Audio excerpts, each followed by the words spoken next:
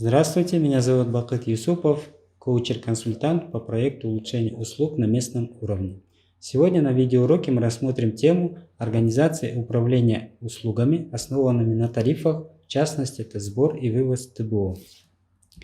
Цель – это повышение потенциала органов местного самоуправления и поставщиков услуг по вопросам организации услуг на уровне местного самоуправления. Организация управления услуг, основанных на тарифах. Услуга – это любая деятельность либо благо, которую одна сторона может предложить другой. Основные понятия о тарифах. Тариф – это фиксированная плата за единицу, услугу, товара, времени и так далее. Другими словами, это стоимость определенной единицы, то есть тариф – это количество денег, которое стоит единица ресурсов или оказанных услуг. Давайте мы тоже посмотрим методы калькуляции. В основе расчета себестоимости это состав затрат. Нормативно-правовая основа постановление правительства Кыргызской Республики номер 83 от 18 февраля 2013 года о порядке определения цен, тарифов на товары, работы и услуги хозяйствующих субъектов, регулируемых государством. И также методика расчета тарифов на услуги по сбору, транспортировке и размещению твердобытовых отходов на территории Кыргызской Республики. Он утвержден приказом Госстроя за номером 202 от 15 ноября 2017 года. Теперь давайте детально рассмотрим себестоимость работ по сбору и вывозу ТБО. Формируется из следующих затрат: сырье и материалы, фонд оплаты труда производственного персонала, водителей, грузчиков, включая отчисления на социальное страхование, затраты на топливо для спецавтомобилей, затраты на смазочные и другие эксплуатационные материалы, затраты на ремонт и техническое обслуживание спецтранспорта, амортизационные отчисления, административные расходы и общехозяйственные расходы. Также давайте мы посмотрим, как можно формировать норму накопления. Первый метод, основанный на фактических показателях органов местного управления за последние 3 года. Норма накопления ТБО на одного жителя рассчитывается по следующей форме, которую вы видите в таблице. Метод второй. При отсутствии данных бухгалтерского учета с наличием мест сбора мусора, это несанкционированный полигон для складирования отходов, вы тоже можете видеть в этой таблице.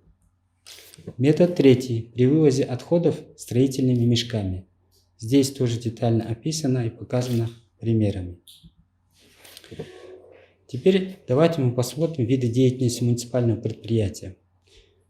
Первое. Это услуги населению, где есть тариф для граждан, муниципальный заказ, где идет оплата из местного бюджета, и дополнительные услуги – это оплата клиентов. Есть некоторые факторы, которые влияют на экономическую и финансовую устойчивость услуги. Экономическая устойчивость предприятия – это такое его состояние, при котором оно способно в длительном периоде поддерживать прибыль на заданном уровне, выполняя свою главную задачу – предоставлять качественные услуги населению. Финансовая устойчивость предприятия. Есть некоторые характеристики.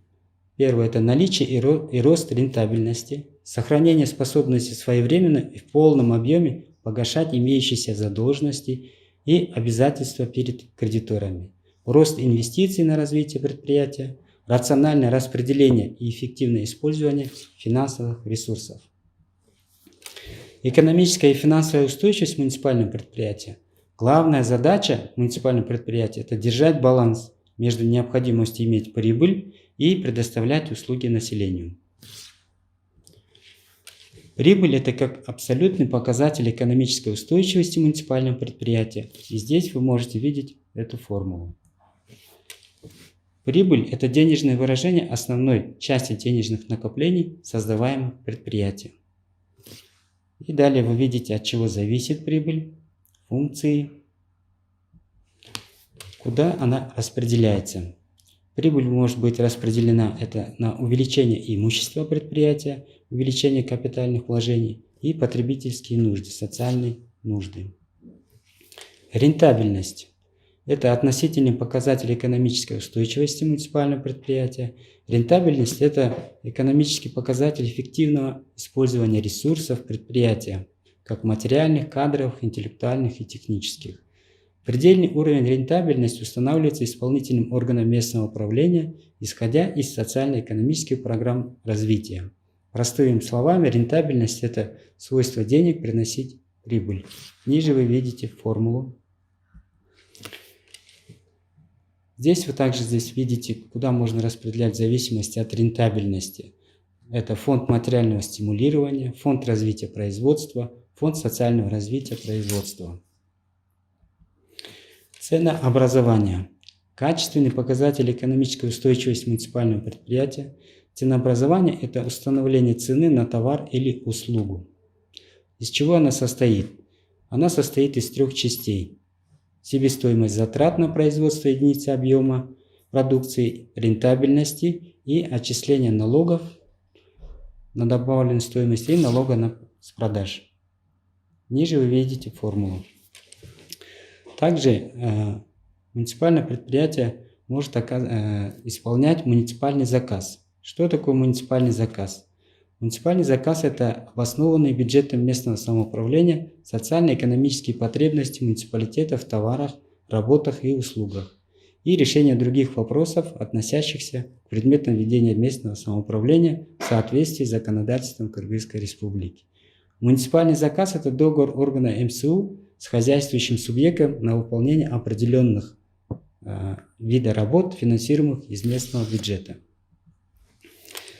В этой таблице вы можете видеть этапы подготовки и реализации муниципального заказа. Первое – это программа по благоустройству, расчет объема работ по задачам, тендер на исполнение муниципального заказа, утверждение муниципального заказа, договор с исполнителем муниципального заказа и оплата по факту выполненных работ. Спасибо за внимание, что вы слушали этот урок. Благодарим вас, и если у вас возникнут какие-либо вопросы или пожелания, вы можете обратиться по следующим телефонам или написать на электронную почту по следующему адресу.